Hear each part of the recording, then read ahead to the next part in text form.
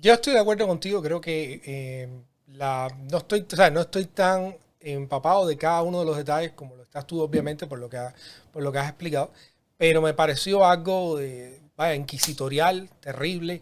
Me hago una pregunta y quizás me ayudes a tener claridad o no. ¿Por qué ahora? ¿Por qué en este momento le hacen eso? ¿Hay algo que detonó? ¿Se puede prever? Y quizás viendo lo que aconteció durante la huelga de Luis Manuel Otero Alcántara, a mí honestamente me parece que a pesar de lo terrible que hicieron, a pesar de lo terrible que significa aislar a esa persona, de llevarle sus obras, a mí me parece que esta vez ellos estaban mejor preparados de lo que pasó cuando el acuartelamiento. El problema, aquí hay varias cosas, ¿no? Evidentemente, el Estado cubano, el gobierno cubano ha reaccionado. Las espirales de violencia del gobierno cubano han sido directamente proporcionales a las tensiones políticas que ha vivido. Eh, yo se lo he dicho a todo el mundo, hoy no hemos visto la capacidad represiva del gobierno cubano porque no hemos vuelto a ver una interpelación masiva de gente contra el gobierno cubano. O sea, la expresión de interpelación masiva más grande a la que se ha tenido que enfrentar el gobierno cubano en los últimos tiempos ha sido el maleconazo de 1994. Y en el maleconazo de 1994 se dieron las primeras muestras de esa capacidad de generar violencia del Estado cubano. Yo siempre recuerdo el contingente de Blas Roca, personas vestidas de civil que mostraron muchísima violencia en contra de los manifestantes. Esa es una muestra de esa espiral. Otra espiral de violencia se produjo a principios de siglo, o sea, se produjo mucha tensión política alrededor del proyecto Varela, alrededor de la búsqueda de una firma, y esa, como no se expresó masivamente en las calles, esa la canalizaron legalmente. Y es aquella primavera negra de 75 presos políticos que fueron juzgados y sancionados a 25, 30 años por imprimir papeles, básicamente, ¿no? Efectivamente ahora, en este minuto, yo creo que estamos nuevamente en uno de esos picos de tensión política producido por muchísimas cosas. Una crisis económica galopante, una ineficiencia y una retardación de unas reformas anunciadas hace 10 años que no se acaban de dar, ni tan siquiera se acaban de dar para aligerar el peso económico de la gente. Y por supuesto, una crisis económica genera también en muchísimas oportunidades una crisis de gobernabilidad.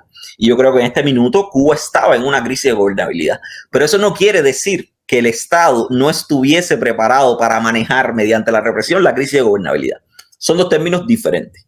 Y yo creo que en este minuto lo que pasa es que ellos no se dejaron coger movidos como lo cogieron el 27, el 26 y el 27 de noviembre.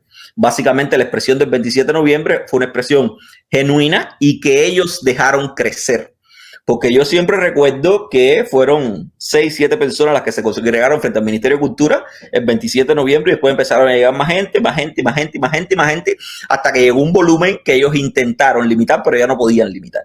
Ahora lo que están es siendo más reactivos. Ahora no están dejando ni tan siquiera que ese volumen de gente se nuclee, no están dejando ni tan siquiera que ese volumen de gente genere sinergia. Además de la represión a la protesta, tenemos que hablar de los cortes del Internet, de las reclusiones domiciliares ilegales de muchísimos activistas, sobre todo el 27N, la incomunicación de esa gente para hacerlos incapaces de generar sinergia y generar núcleo. O sea, lo que estamos viendo es un ejercicio para el cual el Estado cubano se ha preparado durante muchísimos años, ha armado todo un aparato que le permite hacer eso y que sabían que tenían que hacer después de la experiencia del 27 de noviembre ante una crisis de gobernabilidad como la que tienen hoy. Yo creo que estamos en un punto muy próximo al que estuvimos a principios del siglo y tengo elementos para decir objetivamente que están dispuestos a responder como mismos respondieron ante la Primavera Negra. O sea, gestionando mediante la justicia todo el disenso político, todo el consenso político, descabezando sobre todo un movimiento de gente que ha decidido expresarse en contra de lo que no toleran básicamente. Hay varias percepciones ahí que yo, de alguna manera, lo que sucedió el fin de semana, yo lo interpreto de esta forma, ¿no? Eh, Desde que Luis Manuel Otero se declara la huelga de hambre y sed, hubieron muestras de inconformidad, ¿no? Estaba lo que pasó en la calle Obispo. Antes de eso se puso el video de Luis Manuel y Michael Osorbo cuando estaban en la casa poniendo Patria y Vida. Yo, honestamente, creo, o por lo menos me parecía que esos eran todos potenciales momentos para generar un pequeño estallido, un micro estallido.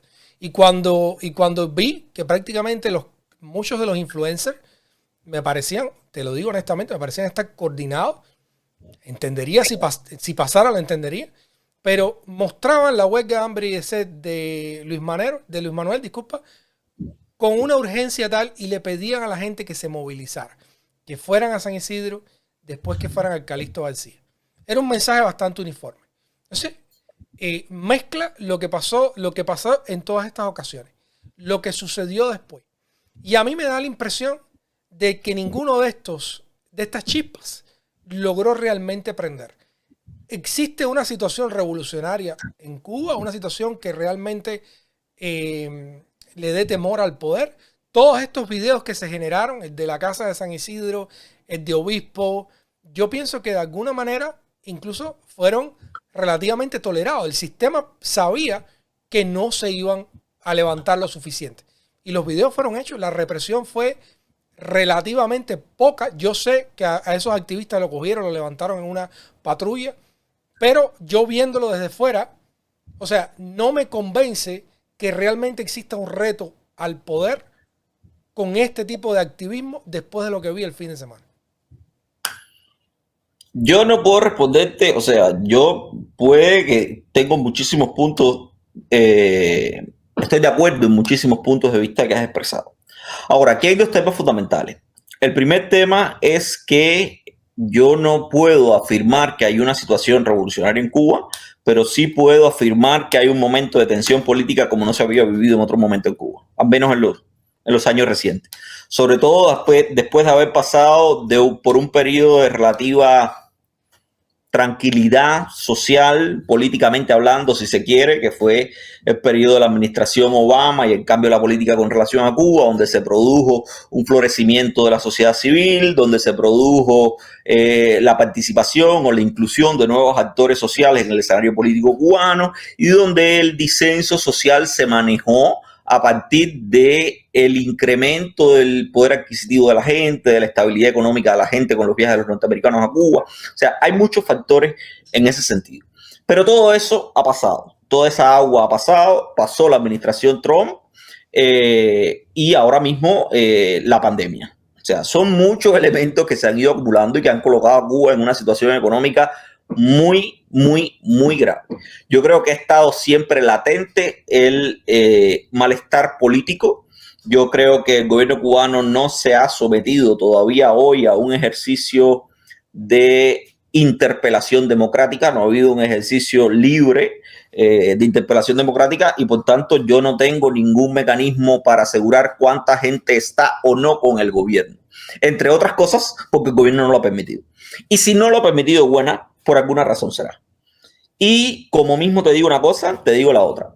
Yo sí creo que hay mucho temor de parte del poder. Y esto que mucha gente maneja como un escepticismo, para mí es una certeza.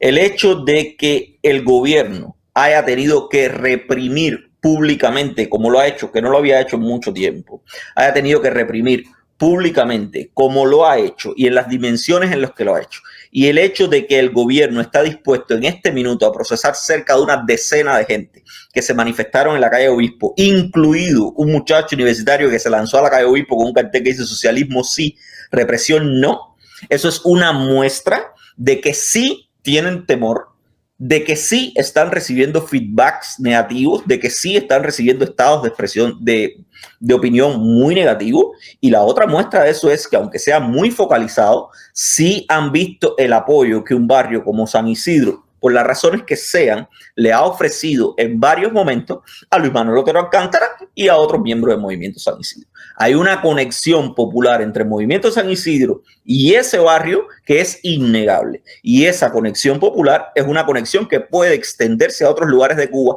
siempre y cuando existan las condiciones y la gente que lo puede impulsar. Ninguna revolución en Cuba se va a impulsar desde fuera de Cuba. Ninguna.